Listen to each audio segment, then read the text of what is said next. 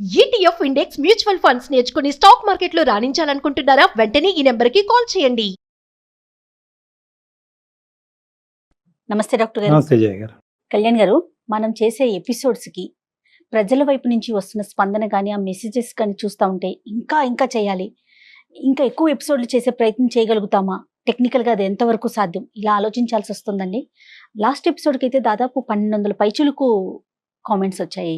చాలా సంతోషం. ఒక సమస్యని వాళ్ళ కోణంలో ఎవరికి తోచిన విధంగా వాళ్ళు స్పందించడం అనేది నిజంగా చాలా ఆనందం చాలా. అనిపిస్తోంది కళ్యాణ్ అదే గారు. కదమ్మా మనకి ఎనర్జీ. అంతే కదండి. ఈ రోజు టాపిక్ లోకి వస్తే సౌజన్య అని హైదరాబాద్ నుంచి తను మనకి మెయిల్ చేసింది. పెళ్ళైన అమ్మాయే, ఇప్పుడు డివోర్స్ తీసుకోవాలని అనుకుంటుంది. కారణాలు చూస్తుంటే ఇలాంటి రీజన్స్ కూడా ఉంటాయని నాకు అనిపించింది. విడిపోవటానికి ఇలాంటి కారణాలు ఇలాంటి కూడా కారణాలు ఉంటాయి. కూడా విడిపోవాలని ఉన్నాయా? అనుకోవటానికి ఇలాంటి కుటుంబాలు కూడా ఉంటున్నాయా అని మరి కాల్ చేసేయమంటారా తప్పకుండా అమ్మాయికి, చేయండి. సౌజన్యకి? అసలు ఆనందించదగ్గ విషయం ఏంటంటే కళ్యాణ్ గారు, ఉమ్. వారిలో వారు కుమిలిపోకుండా ధైర్యంగా మనకి మెయిల్ చేస్తున్నారు చూసారా. నాకు చాలా ప్రోత్సహించవలసిన అదే. అంశం.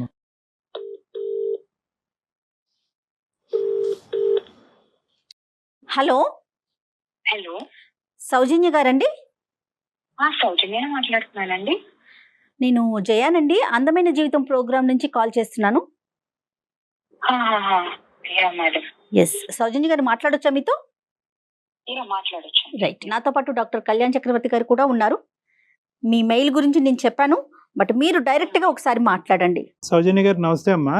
నమస్తే డాక్టర్ గారు. నమస్తే అమ్మా. నా పేరు సౌజన్య. ఏజ్ అమ్మా? నా ఏజ్ 26 years డాక్టర్ గారు.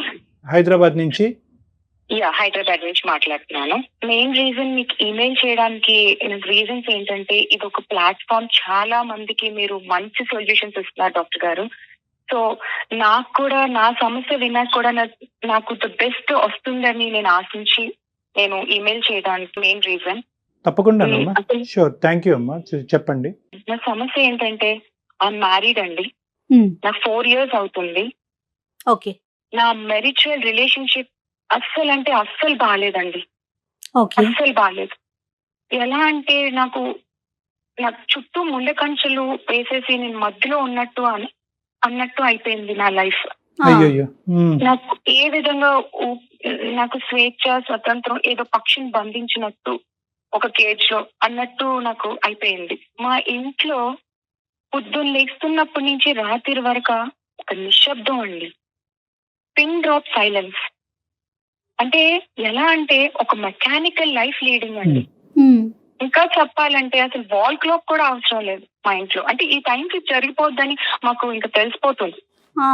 ఒక ప్రేమ, ఆనందం, ఒక దుఃఖం, ఎక్స్ప్రెషన్స్ ఏమీ ఉండవండి. అసలు ఎలా అయిపోయిందంటే మా హస్బెండ్ కూడా ఏంటంటే హ్యాపీనెస్ అంటే, నాకేంటంటే మొదటి నుంచి నేను ఇంట్లో పెరిగిన వాతావరణం అంతా హ్యాపీగా ఉండాలి, నా చుట్టుపక్కల అంతా హ్యాపీగా సెట్ చేసుకోవాలి, అలాగే నా ఫ్రెండ్స్ కూడా భలే సెట్ చేసుకుంటా బేబీ అని దీనిలో నేను పెరిగాను. అని ఇంట్లో మమ్మీ డాడీ వాళ్ళతో కూడా జోక్స్ చేస్తూ, కామెంట్స్ చేస్తూ ఎంతో ఆనందంగా డైనింగ్ టేబుల్ అన్నం తింటే మా ఇంట్లో నవ్వుల వర్షం అండి. అలా పెరిగాను నేను. అలా అని ఇక్కడ కూడా అత్తమామలతో, హస్బెండ్ తో నవ్వుతూ మాట్లాడిన, దగ్గరికి వెళ్ళినా సరే లైక్ ఎలా చూస్తారంటే ఎప్పుడు ఇక్కడి నుంచి వెళ్ళిపోతుంది. వెళ్ళిపోవటం అంటే ఏంటమ్మా? ఎక్కడికి వెళ్ళటం అంటే అక్కడి నుంచి వాళ్ళ ప్రెజెన్స్ నుంచి వెళ్ళిపోతున్నాను. అంటే వాళ్ళకి ఇష్టం లేదు మాట్లాడడం, నవ్వుకొని ఉండటం.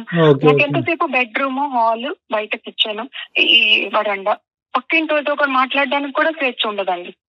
ఒక రకమైన మెకానికల్ లైఫ్, ఒక ఆనందం అనేది లేదు. ఒకటే జీవితం కదా. నాకు నేను అలా పెరగలేదు, క్వైట్ ఆపోజిట్, కంప్లీట్లీ ఆపోజిట్.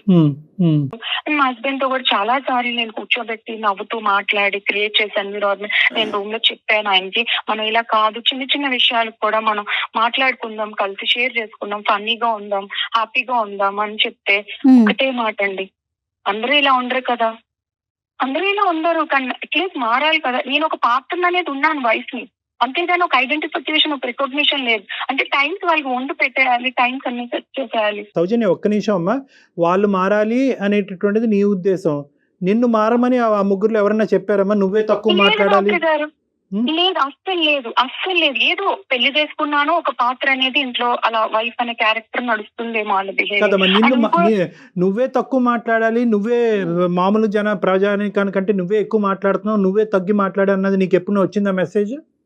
అసలు మెసేజ్ రావడానికి నేను అసలు మాట్లాడడానికి నాకు ఎన్విరాన్మెంట్ దొరకట్లేదు కదా డాక్టర్ ఓకే, గారు. రైట్ రైట్ మరి రైట్. మాట్లాడితేనే కదా వాళ్ళు మాట్లాడట్లేదు నాతో, అట్మాస్ఫియర్ లేదు. సరిగ్గా ఉండట్లేదు, అట్మాస్ఫియరే లేదు. ఇక నిశ్శబ్దం అండి, నిశ్శబ్దం, అర్థమైంది. సైలెన్స్.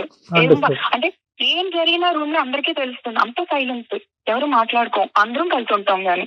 సౌజన్య గారు ఏమన్నా నెగిటివిటీ అంటే ఇది బాగుందని కానీ బాగోలేదు కానీ అట్లా అది కూడా లేదండి? లేదండి, నన్ను ఒక మాట తల్లితో ఒక మాట అనే మనుషులు కాదు. ఒక తిట్టినా కొట్టినా కూడా తిట్టకుండా, ఆ రోజు కొట్టకుండా, లేదు, criticism అది కూడా ఉండదు. లేదు, అది కూడా లేదు. మ్యూట్. నన్ను ఒక మాట తిట్టినా ఓకే మా అత్త మామూలు హస్బెండ్ అన్నారని నేను ఎమోషనల్ గా చూస్తున్నారు, అది కూడా లేదు మేడం. ఈ మెయిన్ రీజన్ మాది ఆ సెట్ ఉన్నా నేను ఇక్కడ బిలో క్లాస్ ఫ్యామిలీ చేసుకోవడానికి ఒక రీజన్ అండి. మా అక్కది మాది ఒక వెల్ సెటిల్ ఫ్యామిలీ. మా అక్కది మంచి సంబంధం ఇచ్చి బాగా రిచ్ గా ఇచ్చి చేశారండి మా డాడీ. అంటే మా స్థాయి మీద ఒక 10 రెట్లు ఎక్కువే అనుకోవచ్చు. ఓకే, అక్కనిచ్చి చేశారు. 6 సంవత్సరాలు అయిందండి, 6 సంవత్సరాలు అయింది నేను అక్కతో మాట్లాడి. అండ్ ఆ ఇంటి మీద కాకి మా ఇంటి మీద వాళ్ళు అలా అయిపోయింది.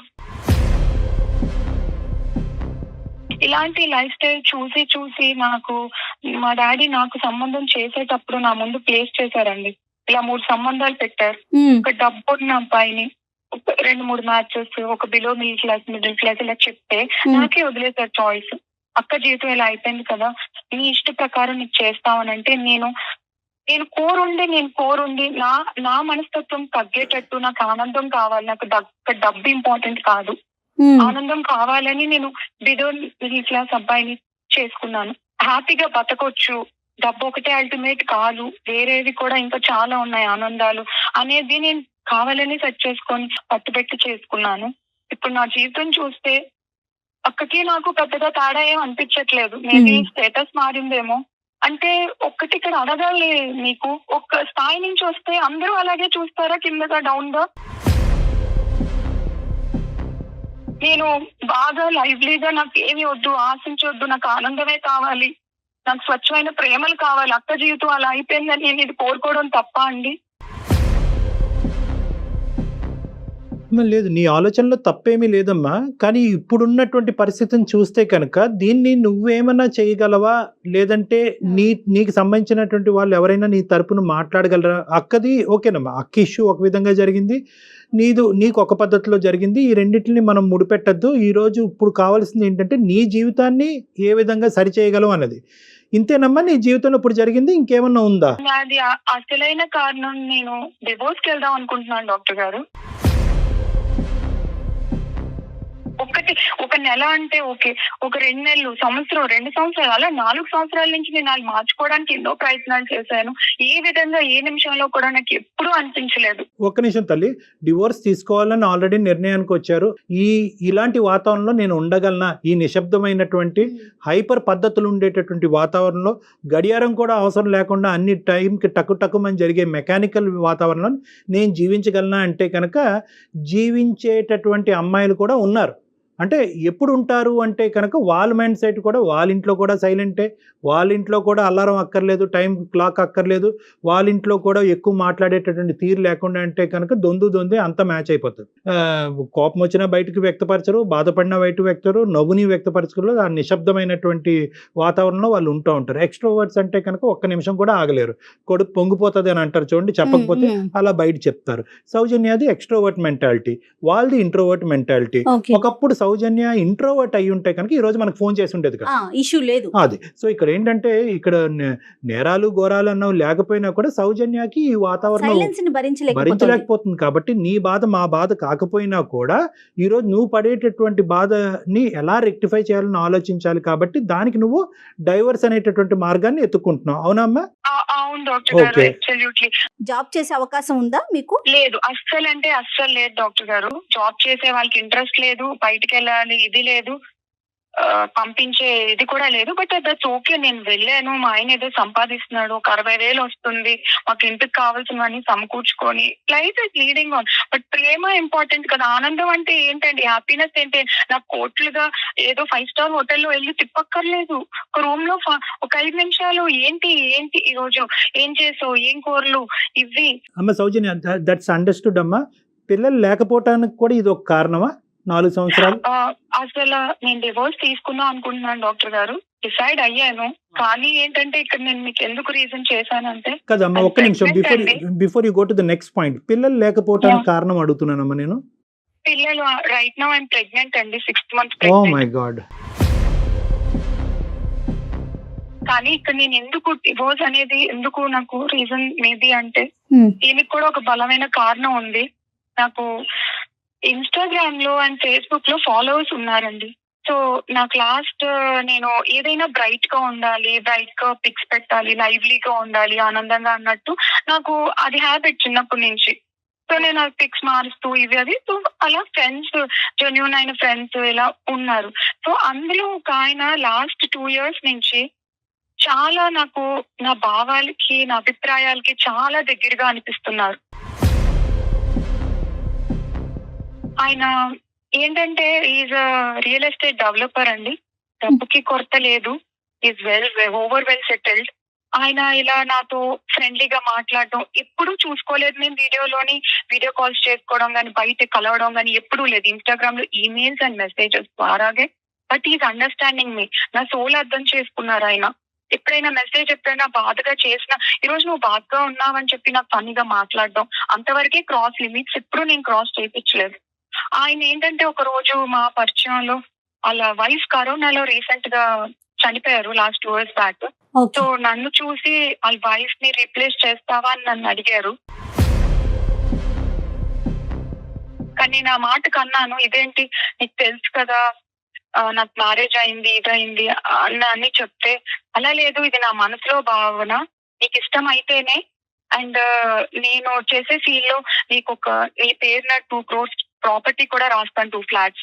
అది నీ జెన్యూనిటీ కోసం, ఏదో నాకు డబ్బు ఉందని చూపించుకోవడానికి కాదు అని నా ముందు ప్లేస్ చేశారు. కానీ నేను ఆ టైంలో ఏం మాట్లాడకుండా, ప్రొలాంగ్ చేయకుండా నేను ఒకరితో ఆపేశాను. బట్ దాని తర్వాత కూడా ఈజ్ కంటిన్యూయింగ్ మీ అండి, ప్రతి నా వెల్ బీయింగ్ ఎవ్రీథింగ్. అంత బిజీ షెడ్యూల్ లో కూడా నాకంటూ స్పేర్ చేస్తున్నారు సార్ టైం. అతనికి పిల్లలు ఉన్నారండి? పిల్లలు లేరు మేడం. మీరు ప్రెగ్నెంట్ అని తెలుసమ్మా అతనికి? ప్రెగ్నెంట్ అని తెలుసు, ఎందుకంటే నా భర్త కన్నా ఆయనే నాకు కేర్ తీసుకున్నారేమో అని అనిపిస్తుంది. నేను ఆయన ముందు ఎక్స్ప్రెస్ చేయలేదు ఈ మాట కూడా.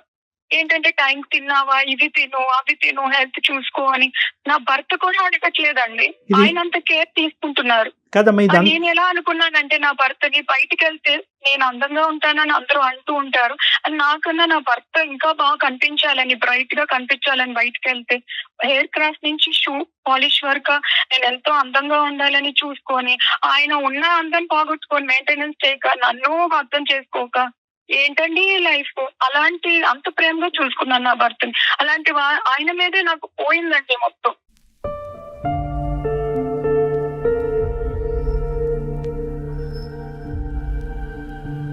Don't mix this issue with the Instagram issue. ఈ రెండు మిక్స్ చేయొద్దమ్మా.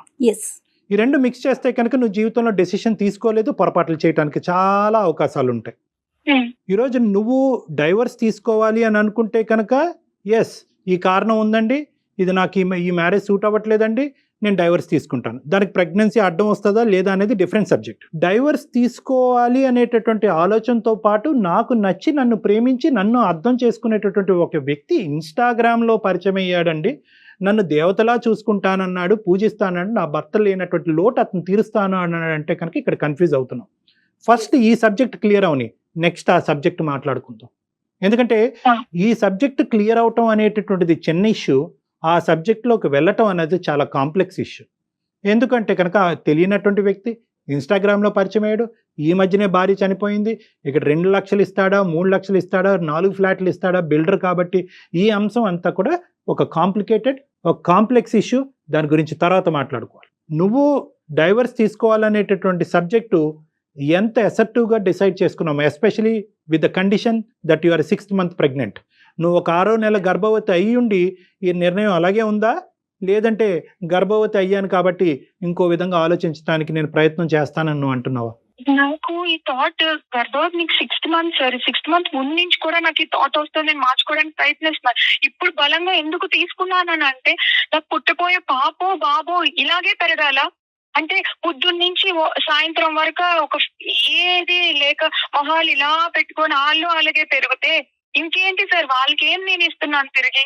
నాకు ఇష్టం లేదండి ఇలా. నా బిడ్డ పుట్టబోయే బిడ్డ, అది ఎవరైనా కావచ్చు, పుట్టబోయే బిడ్డ అలా పెరగడం నాకు ఇష్టం లేదు. అందుకనే నేను ఇప్పుడే నాకు టైం లేదు, ఇప్పుడే డెసిషన్ తీసుకోవాలి అని నేను డెసిషన్ తీసుకున్నాను. ఈ బిల్డర్ గారు అమ్మ, ఈ బిల్డర్ గారు పరిచయం అవ్వకపోతే నువ్వు మాకు ఫోన్ చేసి ఉండేదానివా, లేదంటే ఇంకో 5 సంవత్సరాల తర్వాత ఫోన్ చేసి ఉండేదానివా? మేబీ గ్యాప్ తీసుకునేదాన్నేమో డాక్టర్ గారు, ఓకే. మేబీ గ్యాప్ తీసుకునేదాన్నేమో. ఇది వల్ల నేను ఆలోచన విధానం, ఇతని పరిచయం నీ మనసులో ఒక కొత్త ఆలోచన, అంతే అనుకోవచ్చు. ఆ ఆలోచన వల్ల ఇప్పుడు నువ్వు ఎంత చేదైనటువంటి వాతావరణంలో బ్రతుకుతున్నావు, జీవిస్తున్నావు అనేటటువంటి ఒక రియలైజేషన్ అంతే. సో బహుశా నువ్వు ఈ వాతావరణంలో ఉండి ఈ బిల్డర్ అనేటటువంటి ఒక వ్యక్తి నీకు ఇన్స్టాగ్రామ్ లో పరిచయం అయి ఉండకపోతే బహుశా ఇదే జీవితం ఏమో, ఇదే ప్రపంచం ఏమో, లేనివి ఏవి లేవు అని చూసేదానికంటే ఏ ఉన్నాయి అని చూసి బతకాలేమో.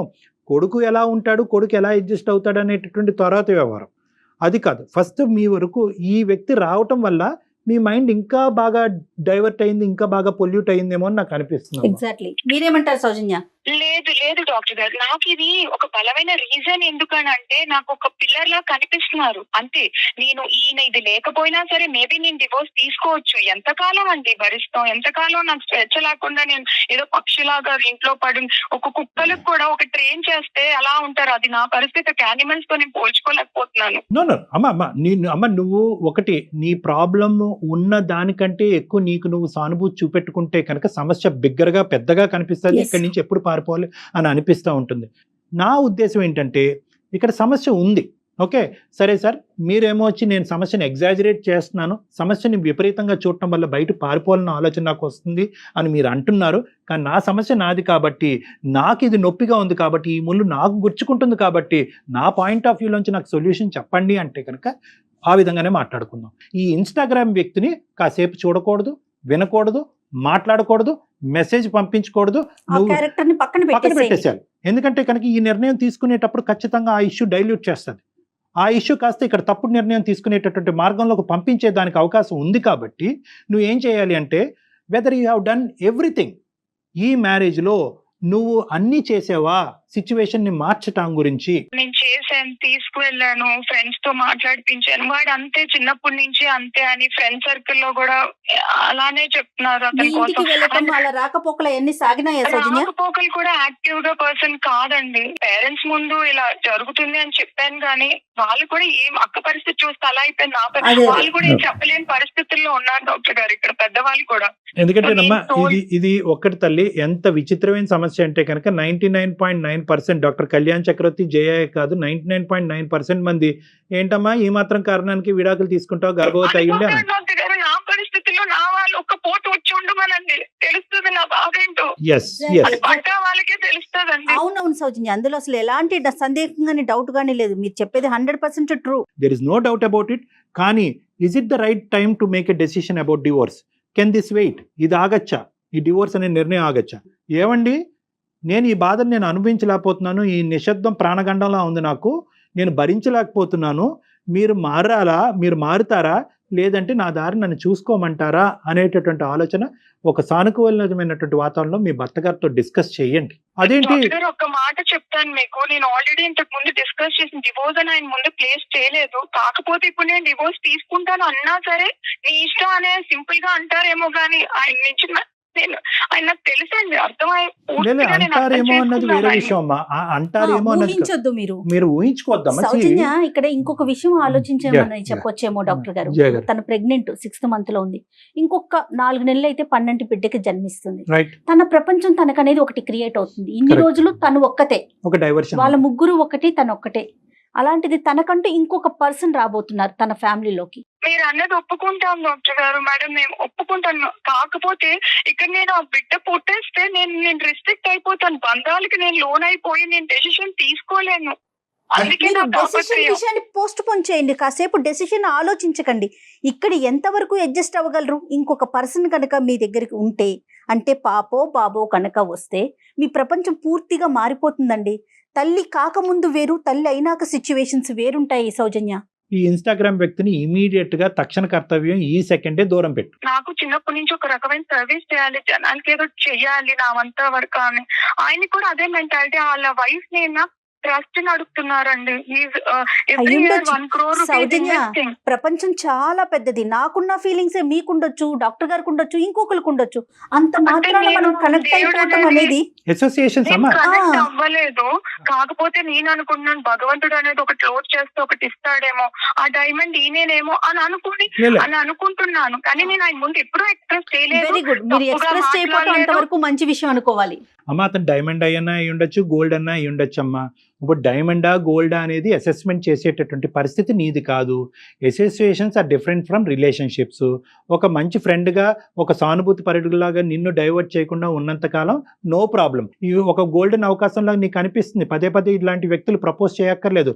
వాళ్ళు మంచి చేష్టలు చూపెడితే కనుక ఈ ప్రెగ్నెన్సీ ఉండేటటువంటి ఒత్తిడిలో మీ ఆయన దగ్గర ఉన్న వాతావరణంలో నువ్వే అట్రాక్ట్ అయిపోతావు. సౌజన్య ఏమనుకుంటున్నారంటే, ఇప్పుడు నేను 6th month ప్రెగ్నెన్సీలో ఉన్నాను, వెంటనే డివోర్స్ తీసేసుకుంటే రేపు పుట్టపోయే బిడ్డకి ఒక అండగా ఆయన ఉంటారు, మేమిద్దరం అమ్మా నాన్నలుగా సమాజానికి పరిచయం అవుతాము, బిడ్డకి ఇష్యూ ఉండదు అనే కోణంలో ఆలోచిస్తున్నారేమో. ఏ సౌజన్య? బిడ్డ దగ్గర నుంచి తండ్రిని ఎలా దాస్తారమ్మా? అది ఇంపాసిబుల్. అది కదా. అది దట్స్ ఏ సౌజన్య? మేబీ ఆయన యాక్సెప్ట్ చేయొచ్చు ఖచ్చితంగా. ఎందుకంటే ఆయనకి తెలుసు ప్రపోజ్ చేయకముందు, నాకు చేసే ముందు అప్పుడు నేను ప్రెగ్నెంట్ అని కూడా అదే ఫీలింగ్స్ తో నన్ను ఇది చేస్తున్నారు.